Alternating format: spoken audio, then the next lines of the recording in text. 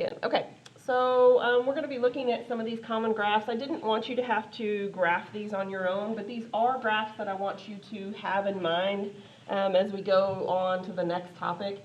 So let's kind of look at the first one, okay? The first one is a line. Notice the format for the equation says f of x equals x. Okay, so we already talked about this semester, right? But anything with x to the first power is going to be a line. And so here's the most basic line, just a diagonal with a slope of 1, okay?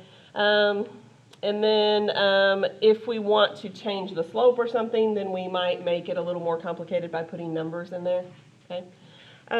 So B, anything that is squared, so take a look at like the second line, it tells you kind of what the equation is that you can expect. So anything that is squared is going to look like this, okay? So this is the most basic parabola we can have, okay? And then we're going to talk about how we can maybe shift and change and maybe turn it upside down and stuff like that, okay? But all x squared equations have this look to them. All cubic equations look like this, where we go up in one direction and down in another, okay? And again, we're going to talk about how to shift and change them, but I just want you to kind of know what the general shape is when you see an equation, okay? So x to the first power are lines. X squareds are parabolas. X cubes are this cubic function looking graph right here, okay? Let's move on to this one.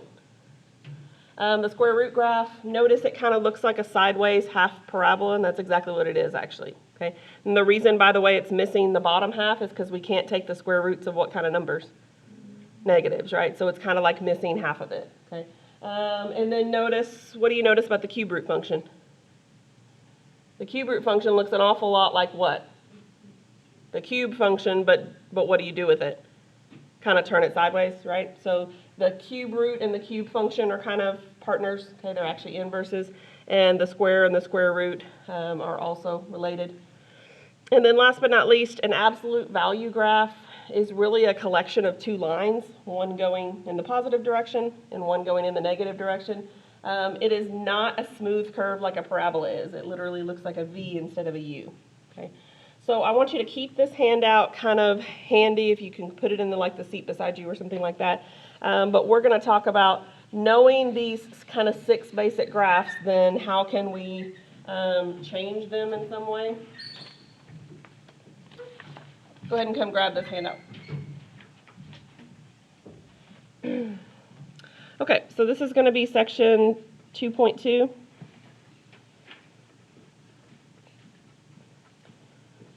And we're going to look at basic graphs and their transformations. So the word transform means to change. Oh, thanks. Sorry about that. So we're going to look at how do we change the basic graphs that I gave you on the handout, and then how do we change them in some various ways, okay? And then how do we know when we need to make those changes? So we're going to kind of look at kind of easiest changes to more difficult as we go on. So the first type of change we can have is a vertical shift. A shift just means to move. So a vertical shift is where you move the graph up or down.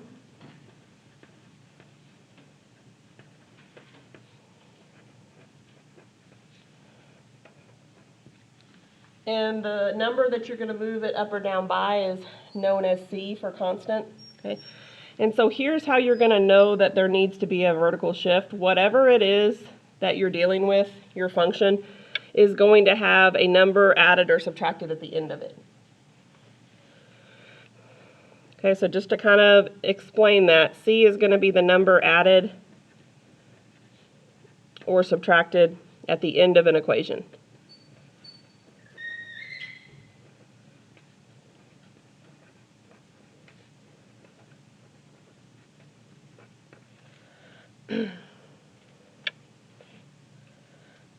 Okay, so we're going to do some basic graphs today. So if I asked you to use your handout and describe for me what this new graph would look like, okay, you need to know 2 things. You need to know what did the original look like, okay, and then how are we changing this one because we added a +3 at the end, okay. So over off to the side, let's just sketch a picture of the original, and then we'll talk about what has been changed. So I'm going to go out 3 in every direction, and then if I need to go more, I will. Okay, so what kind of graph from the handout I handed out, what kind of graph is a square, absolute value graph rather? It's a V-looking shape, right? So it looks like this, and I'm going to make this a dashed line because this isn't actually my graph, right? This is just the original basic graph, right? Okay. So now I just need to think about, okay, what is this plus 3 going to do? And what's it going to do to my graph? It's going to shift it how? Up 3 units. Okay, which means the general shape is still going to be the same, but now I'm going to have a V shifted up here. Okay. So notice we need to know 2 things to be able to do these transformations. We need to know A, what did the original look like, and then B, what change is being made based on what I have. So in some of the problems on a test or a quiz, I might ask you just to like verbally explain to me what's happening. So if you had to do that, you could say it's a V-shaped graph shifted up 3 units.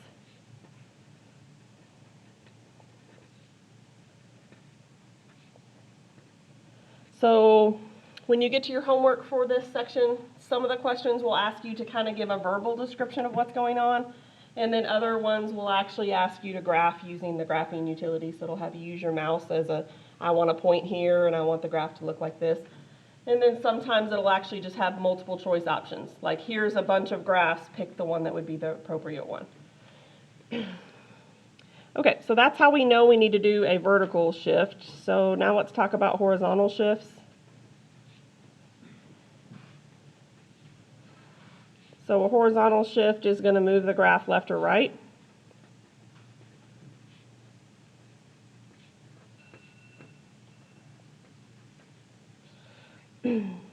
So we're going to practice that in a minute, but how do you know that you need to do it? The answer is you will add or subtract a c, but notice rather than at the end of the equation, the c is going to be added or subtracted inside the function. So c is the number added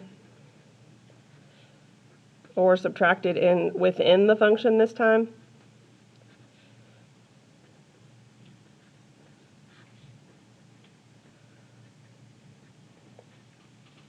It's important to note that this one actually moves in the opposite direction of the sign.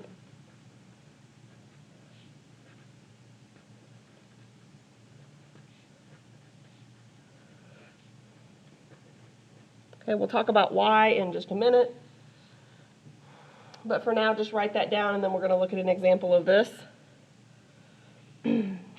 So if I asked you to graph y equals parentheses x plus 2 cubed. So again, just like example 1, I need to know what the original looks like, and then I need to know what change is being made. Okay, so what kind of graph is my original graph going to be?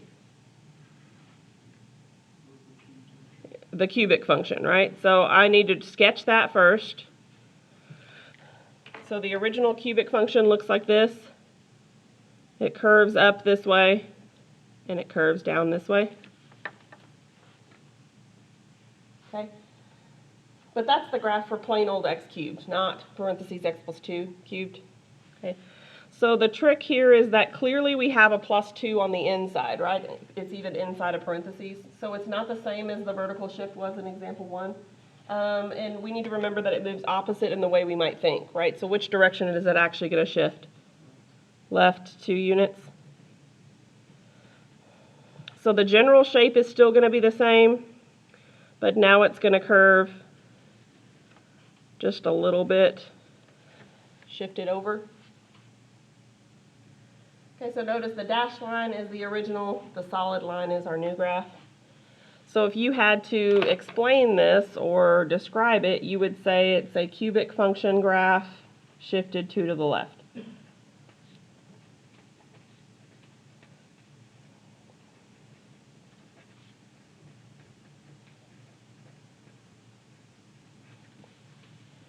So if you wonder why does it move to the left, when we might think it would move to the right because of the +2. The reason is it's actually changing essentially what the x-intercept is, okay? And if you normally were finding x-intercepts, you would set y equal to 0, and so you would be setting x plus 2 equal to 0 and then moving the 2 to the other side. So it actually is a -2. In other words, it's really asking you what number would you need to plug in here that would give you 0, and notice that wouldn't be 2, that would be what?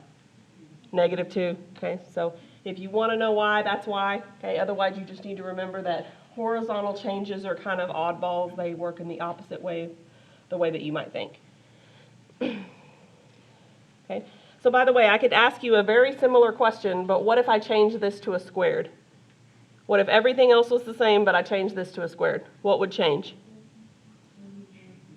It would be a parabola, right? So we'd draw the original parabola, and then we'd shift that parabola how?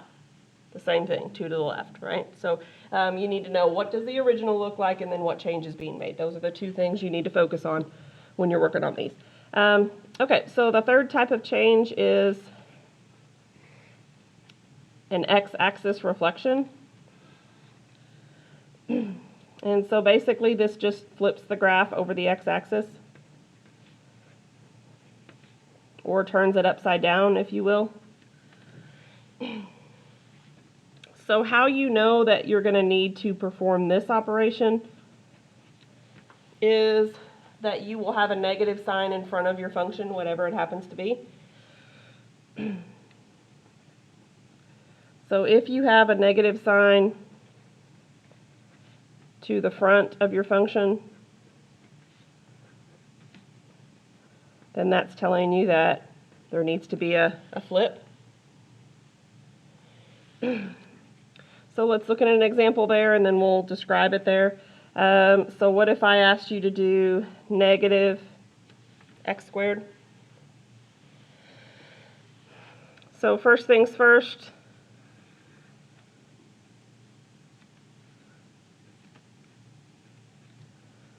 let's graph the original. Okay, so it's going to be helpful. The quicker you can kind of commit these to memory, the better. Okay, so what kind of shape is a parabola always? Oh, I just told you, right? What kind of shape is an x squared graph is really what I meant to ask. Okay, but it's a parabola. Okay. So that's the original, right? And then how do we know that this change needs to occur? It's not plain old x squared. What did we put in front of the x squared? A negative sign. Okay, so this means reflect over the x-axis.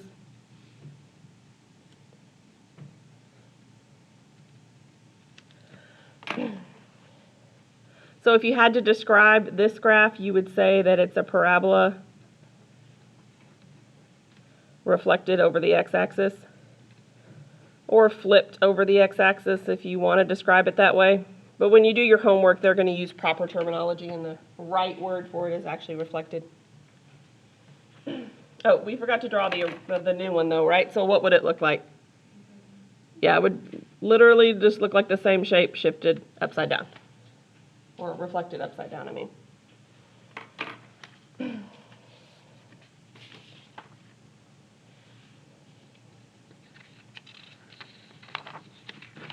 Okay, so if we can have an x-axis reflection, it's probably no surprise that we can also have a y-axis reflection. So that's going to be the next type of change.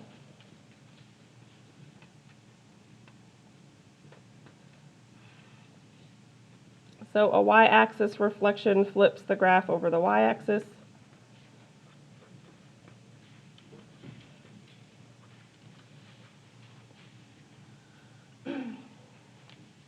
And so how you're going to know to do this is rather than the negative sign being to the front, what do you notice about it? Maybe you can tell me before I explain it. The negative sign is where? Inside, yes. So when you see a negative sign inside a function, then it's going to tell you that, hey, you need to flip it over the y-axis.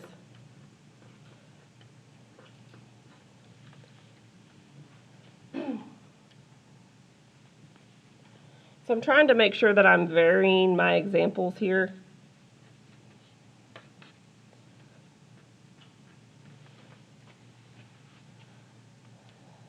So notice there is a negative sign, right?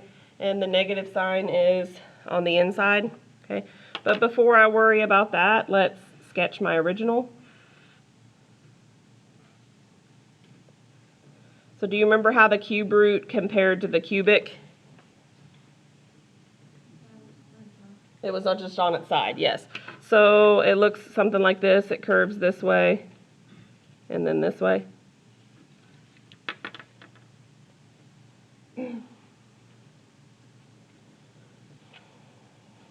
So when I see a negative sign on the inside, this tells you, yes, you do need to reflect it over the y-axis.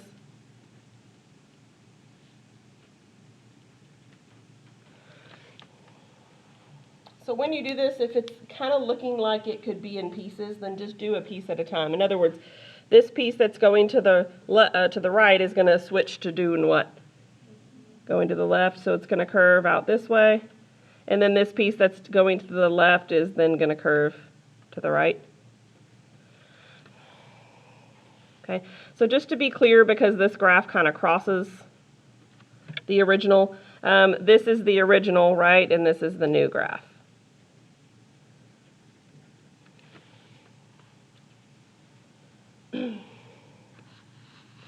So you can either use, dashed versus solid lines like I did here. You can also, when you're doing these on your own, you could have like different color writing utensils and draw them out that way.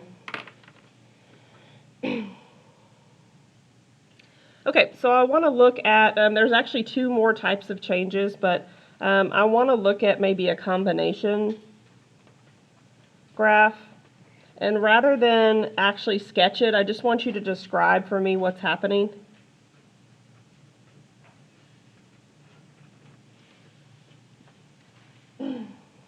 Actually, I think we'll sketch it. This one I think we can. For some of them maybe that have a whole lot going on, maybe we won't have time to sketch it, but I think we've got time for this one. So the first thing is, before I ever worry about anything else, I should know one thing. I should know what the original graph is going to be. What shape are we going to be dealing with? It's a squared equation? Yes, so it is definitely a parabola. So there's the original. But then we have two different changes occurring, or two different transformations, right? Okay. So what is the -3 going to do? Good, because a number at the end of a function shifts it up and down, right? So that is going to be a downward shift. So it's going to be down 3 here. Okay, and then what about the 1? Because it's on the inside, what kind of shifting is that? Left versus right, left or right, correct? But since it's +1, what would it be? It'd be left 1. So remember, the horizontal shifts go in the opposite direction of what you might have expected. So when you have to do kind of a combo shift, my suggestion is to kind of pick a point of interest and shift that point and then see if you can draw your picture. In other words, it'd probably be helpful if I shifted this point, and then I'll know kind of where the middle point is, right? We'll have a name for that on Friday when we look at our notes. But this is actually called the vertex of this parabola, but we'll just call it the middle point for now. So I need to shift this point down 3 and to the left 1. Okay. Is there any sort of flipping going on? There's no reflection whatsoever, right? So I don't need to turn it upside down, and I can just draw my parabola from there. So again, all we really needed to know is what did the original look like, and then what changes needed to be made.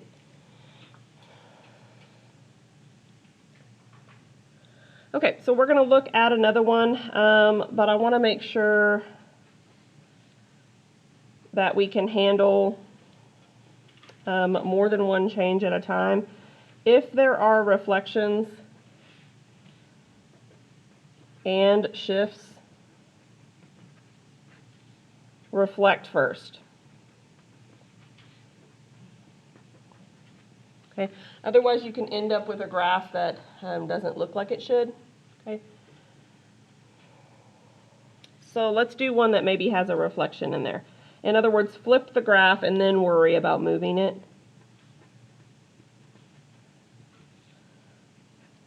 So I want you to write this out. It's kind of a doozy. But I want to make the point that we can do this in stages if we need to. So before we worry about anything else, what do I already know without even looking at any of the changes? It's going to be an absolute value graph, right? So it's going to be shaped like a what? It's going to be shaped like a V. So I'm going to do my original here.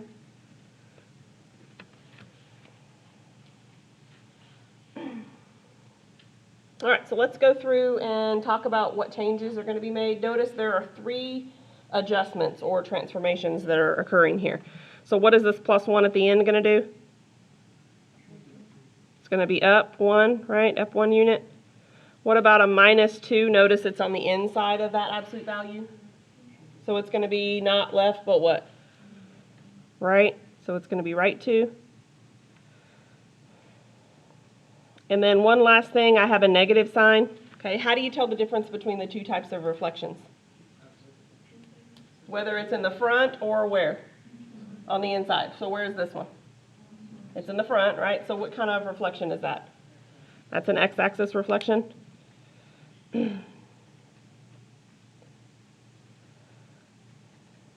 So notice this is 3 changes that need to be made. Okay, so if that seems like a little overwhelming to you, then you can do it in stages, and that's kind of what I'm about to show you now. In other words, I told you to do what first if you have reflections and shifts? Reflection first. So I'm going to go ahead and turn it upside down, and I'm using a different color here. Okay, and I'm just going to call this the reflected version.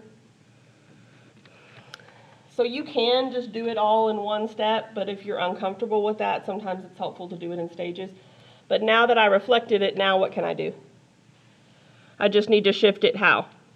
Right 2 and up 1. So again, focus on some sort of focal point. I think the middle point's usually the best one. So I'm going to shift it up 1 and then to the right 2. And remember, I need to keep it upside down. Okay. So in the end, this would be the final graph.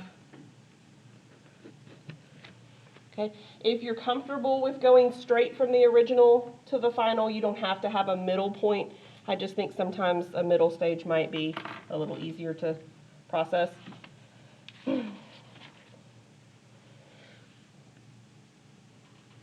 Okay, so the last 2 types of transformations are, I think, the most difficult, specifically. The one after this one, I think, is the most difficult. But another way that we can change a graph is to vertically stretch or shrink it. Okay, so think about kind of what the name of that implies, right? So if we're vertically stretching it, we're making it what? Taller, right? We don't want to say bigger because that could mean wider. But if you're vertically stretching something, you're making it taller, right? You're changing the height of it. So this basically makes the graph taller or shorter.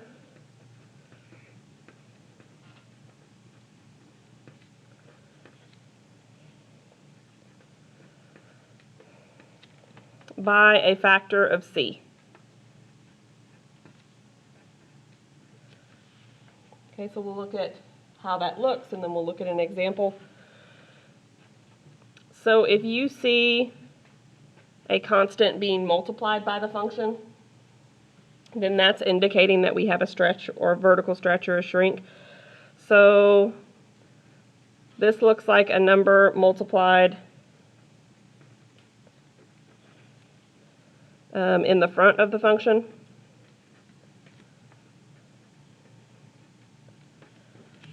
And that's going to change the height by a factor of C. It does not change the width, it only changes the height.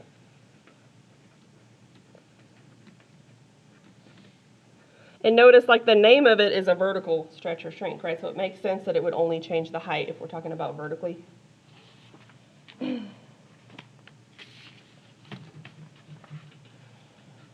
Okay, so let's look at an example of maybe a function that's not on our list. So I'm about to graph for you just a general function that's not one of our standards that I handed out on the handout. All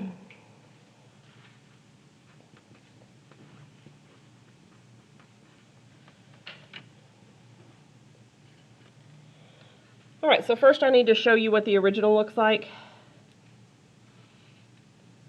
So let's go out like we have been, 3 in every direction.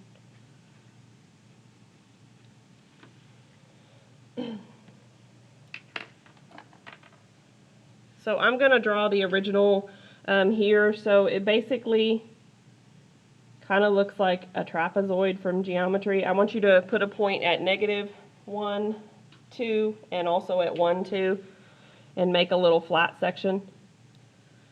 And then kind of just continue the arrows down.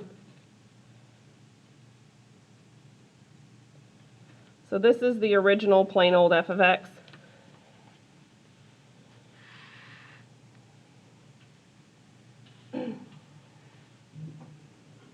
Note that this is a function based on our rule, right? What rule does it pass? Vertical line test, right? So it's definitely a function. A vertical line would only pass through the graph once, so we're good to go there.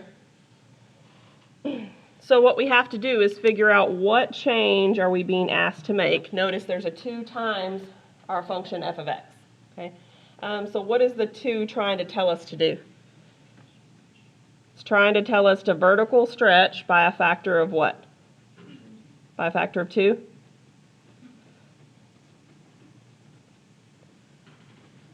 Okay, in other words, it's trying to tell you to make the graph twice as tall. Okay, so which values should be affected if I'm changing the height? The x's or the y's? The y's are going to be affected, right? Not the x's. Okay, so all you kind of have to think about here is, first of all, how high up is this flat portion of the graph, for instance? It's at 2. So if we double that, okay, or multiply that by 2, how high is the new graph supposed to be? 4. So notice we might need to go up maybe 1 more unit. We only went out 3 in every direction. Okay, so notice I'm not going to change the width, but I'm going to move this up to a height of 4, and I'm going to move this up to a height of 4. Okay, what about this point that I'm pointing at right here? How high, or what's the height on this point that's on the x-axis? 0, right? What happens when you double 0? What does it stay?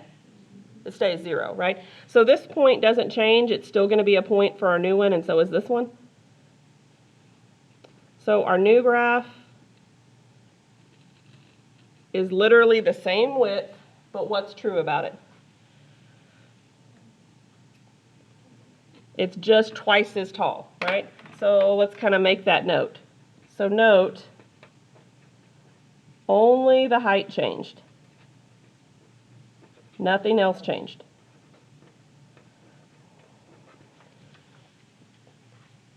Okay.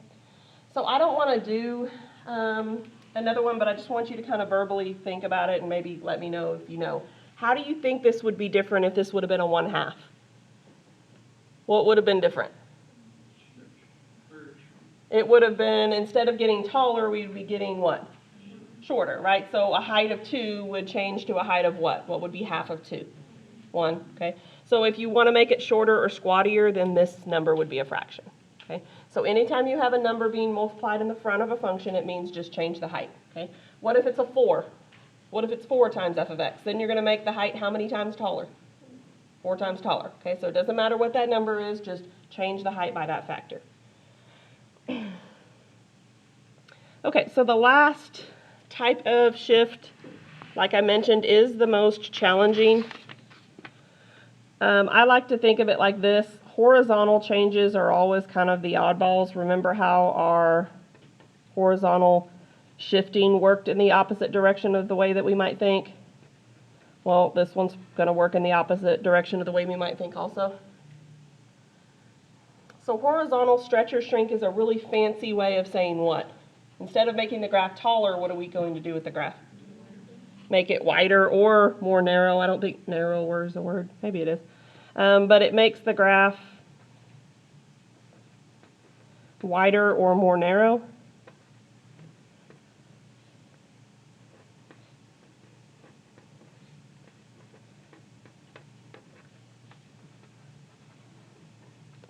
But here's the thing that makes this an oddball. Instead of it being by a factor of c, it's actually by a factor of 1 over c. We'll look at some examples. I promise it won't be as bad as it might seem. Okay? But how you're going to know that you need to make this change is you're going to have a constant being multiplied where? How does this compare to the vertical stretch or shrink? Instead of the constant being in the front, where's the constant? Inside, yes. So this is, we have a number is multiplied inside the function. That's what lets us know that we need to make this change.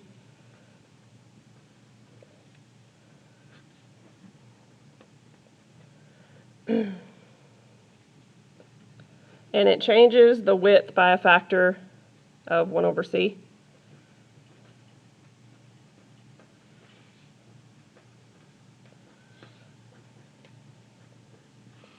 Another way to say that is we're basically, instead of multiplying the numbers by c, we're going to divide them. So just like the horizontal shift works in the opposite direction, when it looks like it should go right, it actually goes left.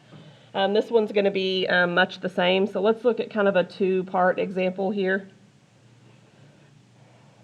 So if, let's say I don't ask you to graph this, I just ask you to describe it.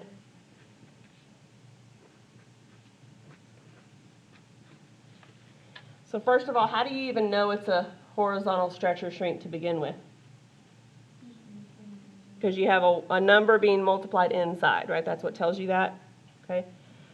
So here's where it's opposite of the way that you might think. You're actually going to flip this fraction, okay? So rather than it being a shrink like you might think, it's actually a horizontal stretch. So fractions don't reduce it, they actually pull it apart, okay, or make it wider. This is going to be a horizontal stretch by a factor of 2. In other words, just flip the fraction. Okay. In other words, it's going to be twice as wide.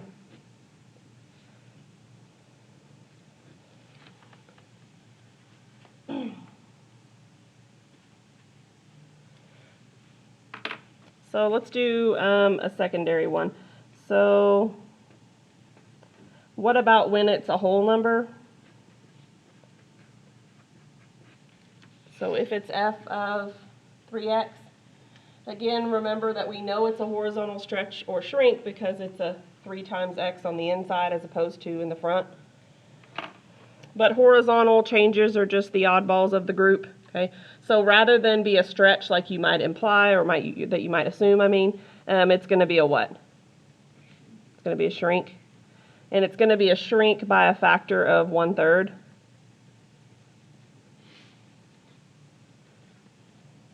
So what would be kind of an everyday way to explain what that means? It's going to be basically 1/3 as wide. Okay, so it's going to be more narrow than the original graph was. Did you have a question? Yes? So, when it's a whole number, is it always going to be a shrink? Yes. Because it's always going to be flip that fraction and make it make it like 1 over 3. If it was a 4, you'd make it 1 over 4. And then you make a fraction a whole. Say that again? So the fractions will always be flipped to be a whole. Yes, that's why I'm saying you actually flip it. So if it's a fraction, notice this 1/2 got flipped to 2. This 3, think of it like 3 over 1, it got flipped to 1/3. Okay, so no matter what it is, whether it's a fraction or a whole number, you just flip the fraction. Okay, so I know that's a little strange. So let's do kind of an example using that. So I'm going to show you another graph. So if g of x is shown, then I want you to graph y equals g of 2x.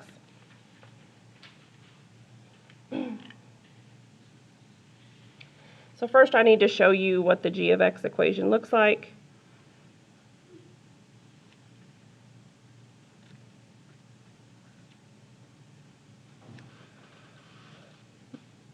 This time let's go out 4 in every direction, just so I have a little bit more choice about what I make the graph look like.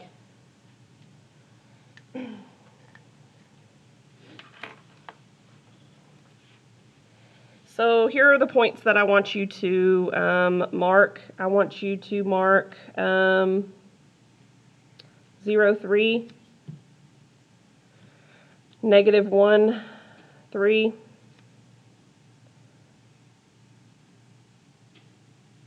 and we're going to make kind of a flat piece there.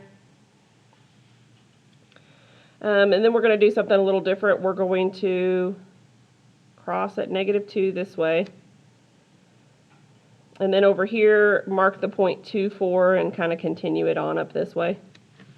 So it's like increasing flat and then increasing again. Let me list the points over off to the side so that your graph looks like mine.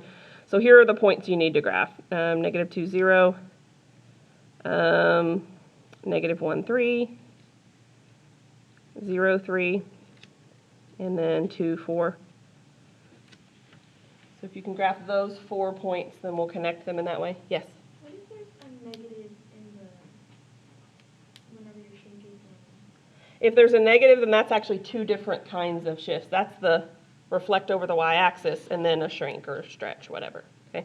So you actually like think of the negative sign and the number separately. They're actually 2 different changes. All right, so make sure you kind of sketch that. And then I'm going to use a different color to represent what my graph would be.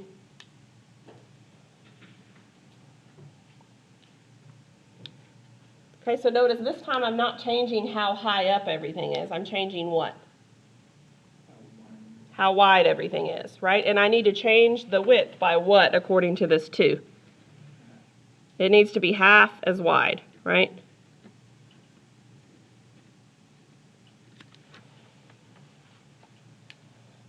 So let's just go a piece at a time, okay?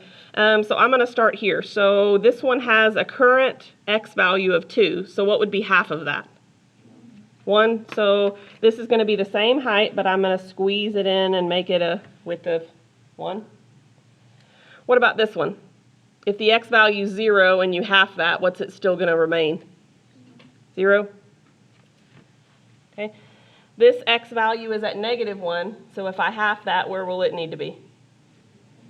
It'll need to be at -1/2, right? So like right here, that's why I kind of made it a darker kind of marker there. And then last but not least, if this current width is at -2, what would be half of that? -1. And then you just connect the points, okay? So notice, it's the same general-ish shape, right? It's just what? It's just like more narrow, right? It's less wide, however you want to say it. Okay. So I do think these are maybe the most challenging type changes, but just remember, vertical stretches and shrinks only change the height or the y, and horizontal stretches and shrinks only change which variable? Only change the x, yes. Okay, so let's look at one last type of function that we're actually going to encounter quite a bit in this class and in the one after it.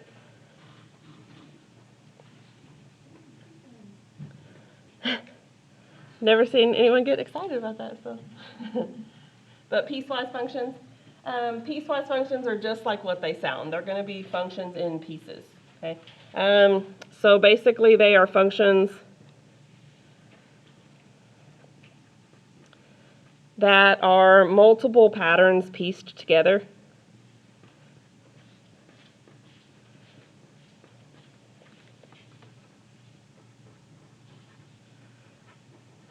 And to be honest with you, piecewise functions are not something that some math person came up with to make you miserable. They actually occur in real life all the time. Very little things in life follow the same pattern forever. Okay? So a business scenario where you might use this is maybe you have a startup company and the equation that describes your profits for the first 3 years might be different than the equation that describes your profit for the first 10 years. Okay? Like you're not going to have a steady growth or a steady decline, right? We're probably going to have lots of different changing elements there. And so anytime we have a change in pattern, it's just a piecewise function. So here is what a piecewise function is going to look like in equation form.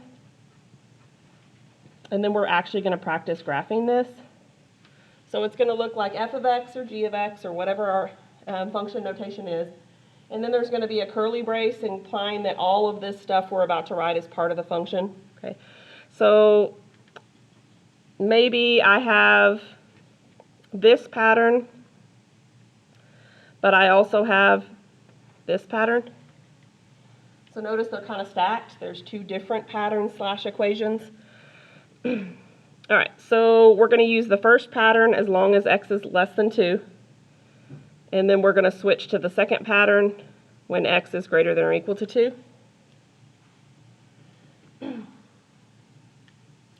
So it means as we were coming along using this pattern, but when we got to 2, we had to switch to this pattern. Okay, that's really all that it means. Now, between the two patterns, what do we know about the shapes of each of them? Like, you should know what those are when you look at them, because what's the power of x?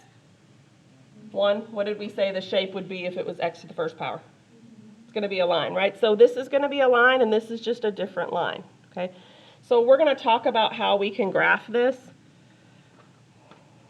And it is going to require that you be able to hand graph it. Your calculator is not going to be super, super helpful because your calculator is going to want to graph the complete 2 lines you have listed if you go and try to get your calculator to do it. And we actually needed to stop graphing this one and switch to this one. So you can make your calculator do it, but it is difficult, okay? And frankly, if you know how to do that, you would probably be quicker just to sketch it on your own. All right, so let's draw an axis. Let's go out 4 in every direction.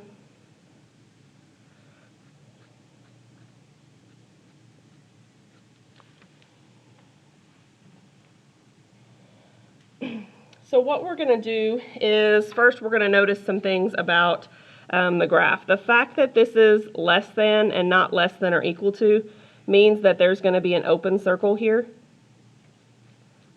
Meaning we're going to get right up to 2, but we're not going to include 2 in that first pattern.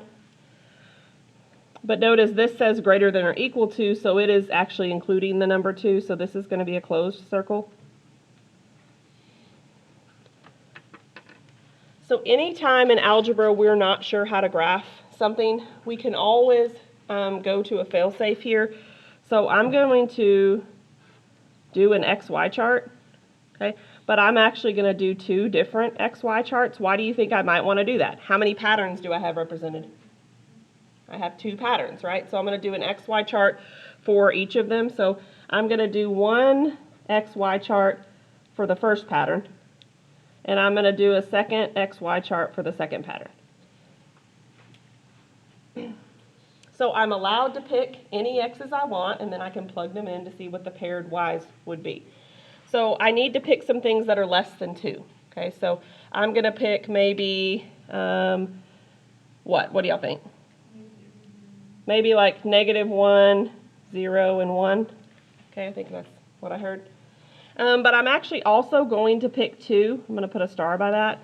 Now 2 doesn't technically qualify, but I'm going to pick 2 because it does get right up to 2, and I need to know where to put my open circle. Okay, I already determined I need an open circle at 2, so I've got to use 2 to be able to figure out where that is. So what do I do with all of these x's that I picked? I come up to the first pattern and I plug it in, right? So plug in -1 and you get 2 plus 2, right? Because -2 times -1 is +2. So what's 2 plus 2? 4. If I plug in 0, what do I get? 2, right? If I plug in 1, I get 2 minus 2, which is 0. And then I know this is going to be open, that's why I put a star by it, but 2 minus 4 would actually be -2. And just to make sure I'm clear, I'm going to remind myself that, hey, that's going to be open. So I'm going to use 2 different colors to kind of graph these different parts. But first, let's start with the open circle. So at 2, -2, it's open. And I'm going to make that really obviously open. And then I have 1, 0. I have 0, 2. And I have -1, 4. Okay, so if we graph this, notice it's going to be a line shape, which we already expected because we already knew what kind of equation we had.